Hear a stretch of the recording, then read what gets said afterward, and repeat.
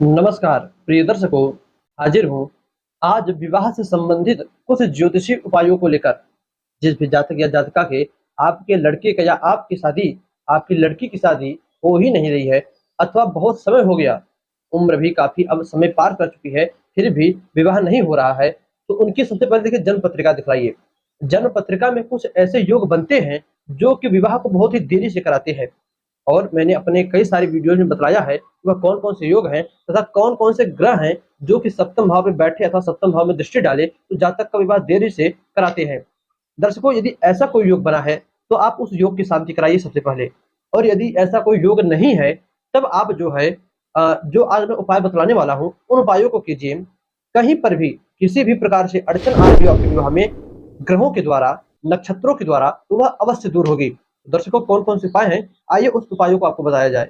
दर्शकों, पहला ज्योतिषीय उपाय कहता है कि जिस भी जातक का या जातिका यानी लड़के का या लड़की की शादी नहीं हो रही है, ऐसे लोग अपने नहाने वाले बाल्टी के पानी में, आजकल सीधे आप टंकी में पानी आ रहा है, टंकी से आप सीधे स्प्रे द्वारा नहा ले रहे हो, तो आपको बाल्टी में पहले पानी भरना है और उस बाल्टी वाले पानी में 1 चुटकी, ज़्यादा नहीं, 1 चुटकी पानी डालना है और मग्गे से उस पानी को 3 बार मिलाकर भगवान विष्णु का और देवगुरु बृहस्पति का ध्यान करके अपने विवाह की कामना करना है, फिर उसी पानी से नहाना है।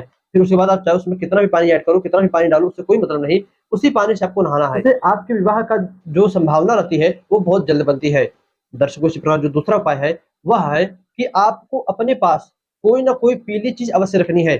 चाहे पीला रुमाल रखो, चाहे गले में पीले कलर का कोई आप जो है धागा इत्यादि पहन लो, पीला कपड़ा पहनो, पीली कलम अपने पास रखो, चाहे माथे पर पीला चंदन लगाओ। भाई स्त्री पुरुष जो भी हो सब पीला चंदन लगा सकते हैं, सब पीले कपड़े पहन सकते हैं। अथवा आप जो है गणेश जी का किसी भी शुक्ल पक्ष के प्रतिपदा से प्रारंभ करके गणेश जी का नित्य पूजन कीजिए और 21 हरी-हरी ताज़ी दूर्वा गणेश जी को चढ़ाइए और उस दूर्वा में हल्दी लगाकर पहले आपने अच्छी-अच्छी सुंदर-सुंदर 21 दूर्वा तो देखिए, घास अलग होती है, दूर्वा अलग होती है। अभी आप स्क्रीन पर जो देख रहे हो यह घास है और यह दूर्वा है। तो समझ में आया, दूर्वा में अंकुरण होता है, पत्तियाँ बड़ी सुकोमल अच्छी होती हैं और जो घास होती है वो बहुत ही बेकार होती है। तो हमें घास नहीं चढ़ाना है गणेश जी को, हमें दूर्वा चढ़ानी है। उस दूर्वा में ऊपर जो फुनगा टाइप में होता है जिसे हम सुकोमल पत्तियाँ कह सकते हैं, उन पत्तियों में आपको पहले हल्दी लगा लेनी है। फिर हल्दी लगाने के बाद उस दूब को गणेश जी के ऊपर हर बुधवार को, शुक्ल पक्ष से प्रारंभ करके हर बुधवार को रोज कीजिए तो सबसे अच्छा, नहीं तो कम से कम हर बुधवार को अवश्य चढ़ाना है। दर्शकों, इससे भी जो विग्रह नक्षत्र आपके विपरीत रहते हैं वह भी आपके अनुकूल होकर आपके विवाह की संभावना बहुत जल्द बनाते हैं। दर्शकों, इसी प्रकार जो अगला उपाय है वह कहता है कि आपको अपने घर में, भाई अक्सर लोग अपने छतों पर अपने घर में गमले में कुछ फूल पत्तियां लगाती हैं, उसी प्रकार आपको एक छोटा सा पीपल का पेड़ लगाना है और अपने विवाह की कामना करते हुए कि मेरा विवाह जितना जल्द हो जाएगा उसी उतनी ही जल्द मैं तुमको किसी अच्छे जगह पर, सुंदर जगह पर स्थान दूंगी या दूंगा। तो इस प्रकार कामना करके मन में बोलकर आपको एक पीपल का पेड़ लगाना है। इसे गमले में छोटा सा, ज़्यादा बड़ा नहीं, छोटा से गमले में छोटा सा पीपल का पेड़ लगाकर कहीं पर भी जहाँ पर अच्छी जगह हो, साफ-सुथरी हो, छायादार हो, धूप भी आती हो, चाहे छत पर, चाहे घर में, चाहे नीचे, चाहे जहाँ पर भी आपके पास जगह हो, वहाँ पर उस पीपल के पेड़ को गमले सहित रख दीजिए। फिर प्रतिदिन स्नान करने के बाद सुबह एक लोटे में, तांबे का लोटा हो तो सबसे अच्छा, तांबे के लोटे में पानी भरकर उसमें थोड़ा-सा हल्दी डालकर भगवान सूर्य देव का ध्यान करते हुए उसी पीपल के पेड़ में आपको जल देना है अपने विवाह की कामना कहते हुए। दर्शकों, बहुत जल्द इससे भी आपके विवाह की संभावना बनती है और जब विवाह की डेट पड़ जाए, सब कुछ फिक्स हो जाए, तब उसके बाद उस पीपल के पेड़ को आपको कहीं सुंदर जगह पर, कहीं अच्छे जगह पर ले जाकर लगा देना है, जिससे कि वह एक ताज़ा हरा-भरा पूरा पेड़ बन जाए, एक पौधे से पेड़ बन जाए। फिर दर्शकों, इसी प्रकार जो अगला उपाय ज्योतिषी होता है, वह कहता है कि कभी भी आपको किसी बूढ़े लोगों का अपमान, मजाक, मस्ती या कह सकते हैं कि उनके साथ अनुशासनहीनता नहीं करनी चाहिए। देवगुरु बृहस्पति कुंडली में विवाह के ही कारक होते हैं। जब आप किसी बूढ़े व्यक्ति का मजाक उड़ाते हो, जब आप किसी बूढ़े व्यक्ति को परेशान करते हो, उनसे जो है आप अनुशासनहीनता करते हो, तब देवगुरु बृहस्पति आपके खराब होते हैं और आपके विवाह में देरी कराते हैं। अब उन लोगों का मान लीजिए विवाह हो गया, तो उनके विवाह लाइफ में, मैरिज लाइफ में दिक्कत लाते हैं, कोई ना कोई परेशानी, झगड़ा ये सब कराते रहते हैं, यदि आपने बूढ़े व्यक्ति का अपमान किया तब।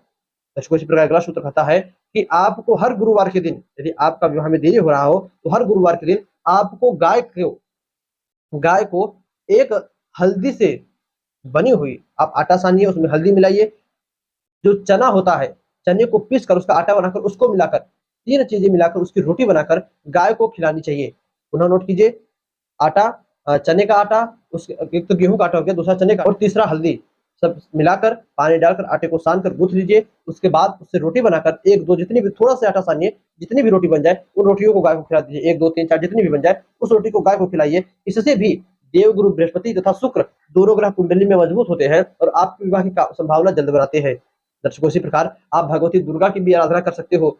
आप लड़के हो तो पत्नी मनोरमां देहि मनोवृत्तानुसारिणी, यह सिद्ध मंत्र है, सप्तशती दुर्गा सप्तशती का सिद्ध मंत्र है। आप इस मंत्र का भी जप करके आप अपने विवाह की संभावना जल्द बना सकते हो। पत्नी मनोरमां देहि मनोवृत्तानुसारिणी तारिणीं दुर्ग संसारस्य सागरस्य कुलोद्भवाम्। इसी प्रकार आप लड़की हो तो माता कात्यायनी का मंत्रों का जप, कात्यायनी महामाई महायोगिनी धीश्वरी नंद गोप सुतन देवी पतिम मे कुरुते नमः, इस मंत्र का जप करके दर्शकों बहुत सारे ज्योतिषी उपाय है। यदि इनमें से एक भी उपाय आप श्रद्धा पूर्वक सच्चे मन से करते हो तो विश्वास मानिए बहुत जल्द ही, हाँ, एक बार मैं पुनः कहूंगा कि आप अपनी जन्म पत्रिका जन्म कुंडली अवश्य दिखाइएगा। किसी प्रकार का दोष रहेगा, पहले उस दोष का समन होगा, तब यह उपाय काम करेंगे।